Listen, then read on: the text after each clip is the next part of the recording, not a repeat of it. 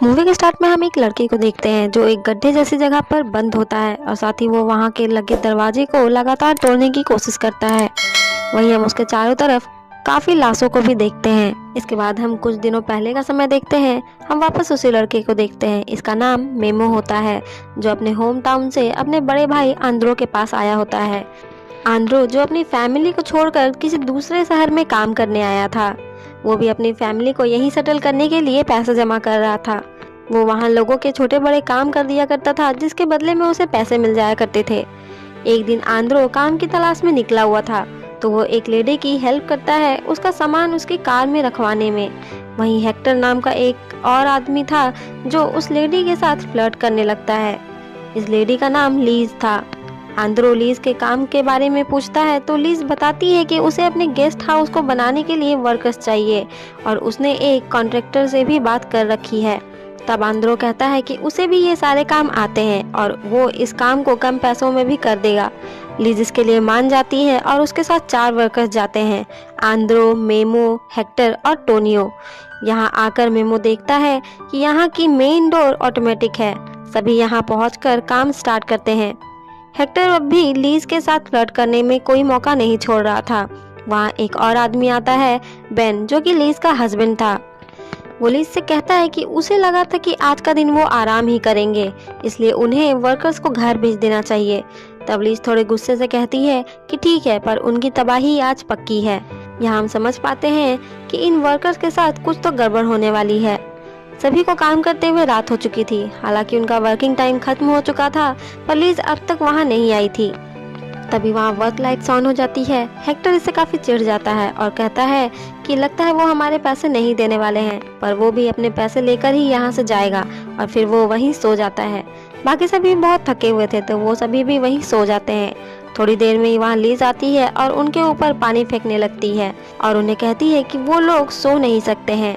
तब हेक्टर कहता है कि लीज उन्हें उनका पैसा दे दे और वो यहाँ से चले जाएंगे, जिस पर लीज कहती है कि उन लोगों ने उनका काम पूरा नहीं किया है तो वो उन्हें पैसे नहीं देगी, वो चाहे तो यहाँ से जा सकते हैं। पर आंद्रो कहता है कि वो लोग नहीं जाएंगे, वो सभी अपना काम खत्म करेंगे। इसके बाद लीज वहाँ से चली जाती है और सभी पूरी रात गेस्ट हाउस पर काम करते हैं। सुबह हो जाती है। सभी बुरी तरह से थके हुए थे पर फिर भी काम किए जा रहे थे। मेमो बेन को घर से बाहर जाते हुए देखता है, जहाँ वो देखता है कि दरवाजे की रिमोट कार में ही होती है। वो आगे जाकर देखता है और उन वायर्स की दीवार पर हाथ दे देता है, जिससे उसे इलेक्ट्रिक शॉर्ट लगता है। मतलब इस जगह से बाहर जाने का कोई भी रास्ता नहीं था दरवाजे को छोड़कर। इसके बाद हम लीज को देखते हैं, जिससे किचन में कुछ चूहे आ जाते हैं और लीज बड़ी ही बेरहमी से उसे कुचलकर मार देती है। वहीं काम करते हुए मशीन से टोनियो के हाथ में कट हो जाता है। जख्म बहुत गहरा था तो सभी उसे लेकर लीज के पास चले जाते हैं और टोनियो को हॉस्पिटल ले जाने को कहते हैं, पर लीज ऐसा नहीं करती। वो उन्हें कहती है कि वो एम्बुलेंस बुला देगी, पर तब वहाँ पुलिस भी आएगी और उनसे पूछताछ करेगी और वो सभी इनलीगल वर्कर्स हैं तो उसे पुलिस को पैसे भी खिलाने होंगे और पुलिस उन वर्कर्स को अरेस्ट भी कर लेगी। तब आंद्रो एम्बुलेंस बुलाने से मना कर देता है, पर वो लीज को टोनियो को डॉक्टर के क्लिनिक पर ले जाने को कहता है। तब लीज कहती है कि वो उन सब के लिए ऐसा नहीं करेगी और वो वहाँ से चली जाती है। मेमो भी वहाँ से गुस्से से चला जाता है। हेक्टर और आंद्रो मेमो को ढूंढते हुए उन्हीं वायर्स की दीवारों पर आ जाता है। हेक्टर को भी इलेक्ट्रिक शॉर्ट लगता है। तभी वहाँ मेमो भी आ जाता है। मेमो बताता है कि यहाँ चारों तरफ ही इस तरह की दीवारें बनी हुई हैं और यहाँ बाहर जाने का कोई दूसरा रास्ता नहीं है। अब टोनियो के हाथ में बहुत दर्द था, उसे अब मेडिकल ट्रीटमेंट की जरूरत थी, तो अब वो सभी वहाँ से बाहर जाने के लिए सोचते हैं। मेमो बताता है कि वहाँ कार में ही दरवाजे की रिमोट रखी हुई है, बस उन्हें किसी तरह घर से कार की चाबी लानी होगी।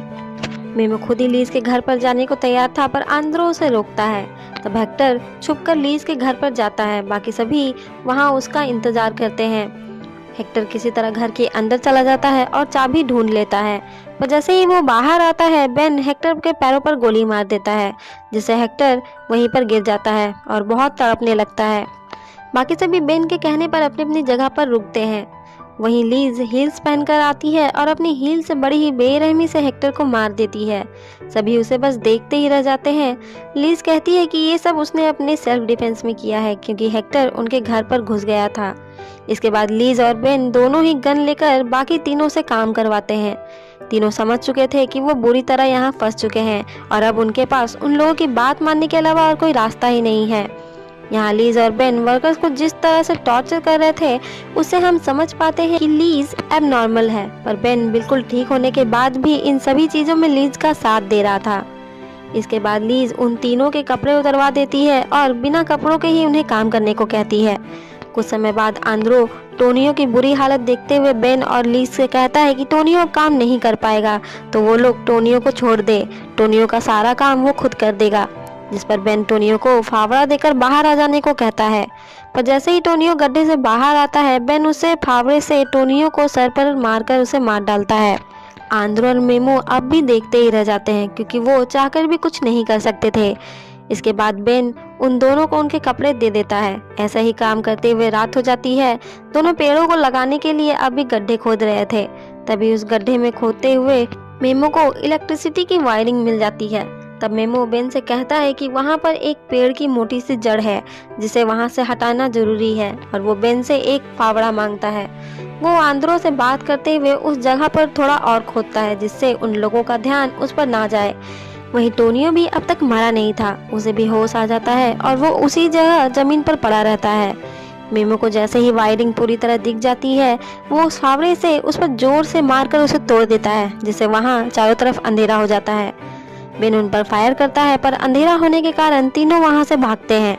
टोनियो वहाँ से सीधे वायर की दीवारों की तरफ जाता है और उस पर चढ़ जाता है। तब तक बेन भी वहाँ उसे ढूंढता हुआ आ जाता है, पर टोनियो दीवार को क्रॉस कर देता है।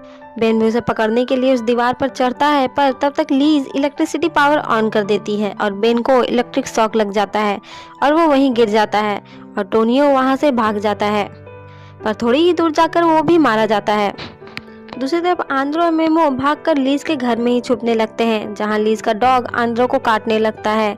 तब मेमो आंद्रो को बचाने के लिए वहां रखी एक नाइफ से डॉग को मार देता है। तभी वहां लीज और बेन भी आ जाते हैं। बेन अपनी गन से मेमो के सर पर अटैक कर देता है। अगले सीन में हम लीज और बेन को तैयार होता हुआ देखते हैं क्योंकि उनके घर पर लोग आने वाले थे उनके घर को देखने के लिए, क्योंकि लीज और बेन अपने घर को बेचना चाहते थे। एक कपल उनके घर आता है, उन्हें लीज अपना घर दिखाती है। दूसरी तरफ हमें मेमो को दिखाया जाता है जो बेहोश पड़ा था। ये मूवी का स्टार्टिंग सीन होता है जहां मेमो एक अजीब सी जगह पर बेहोश पड़ा होता है।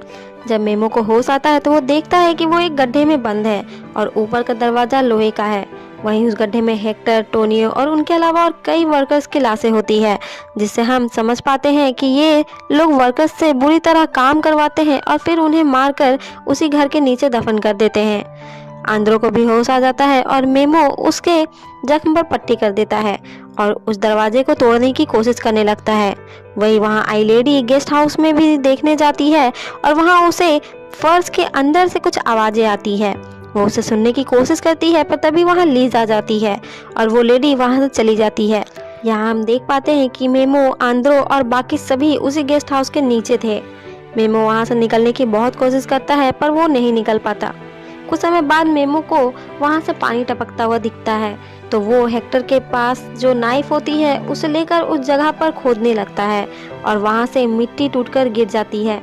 इसके बाद मेमो और आंद्रो फर्श को तोड़कर वहाँ से बाहर निकलते हैं।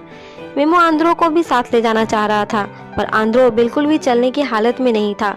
तब मेमो बिना आवाज़ किए आंद्रो को वहीं रुकने को कहता है और हेल्प लेकर वापस आने का कहता है, पर आंद्रो उसे वापस आने से मना करता है, जिस पर मेमो कहता है कि वो उसे यहाँ नहीं छोड़ सकता है।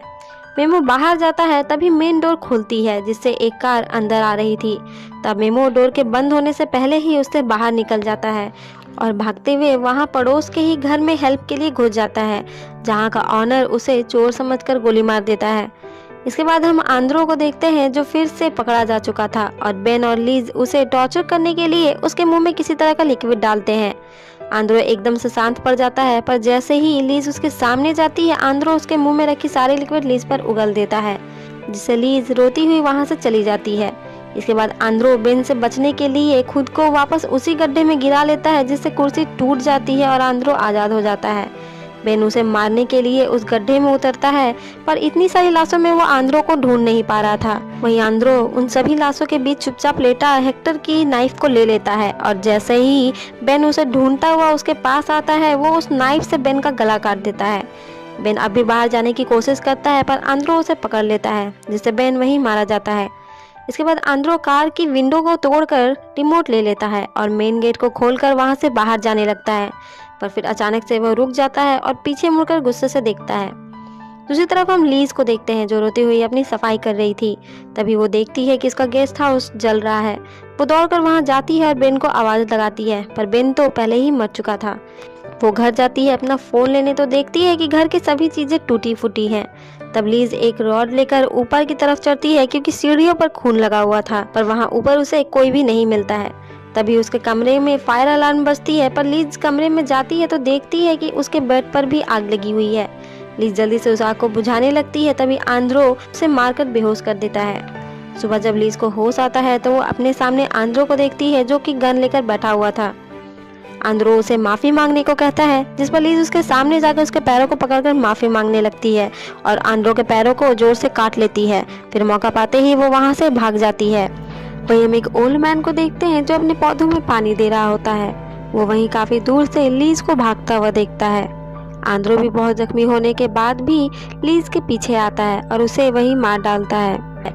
इसके बाद आंद्रो भी वहां से भाग जाता है। अगले सीन में हम पुलिस को देखते हैं जो मेमो की लाश को बाहर निकालती है और लीज के मर्डर की भी इन्वेस्टिगेशन करती है, पर वहां उन्हें कोई भी एविडेंस नहीं मिलता है क्योंकि वहां आए चारों वर्कर्स इनलीगल थे, तो लीज के घर पर उनके कोई भी एविडेंस नहीं मिल पाते हैं।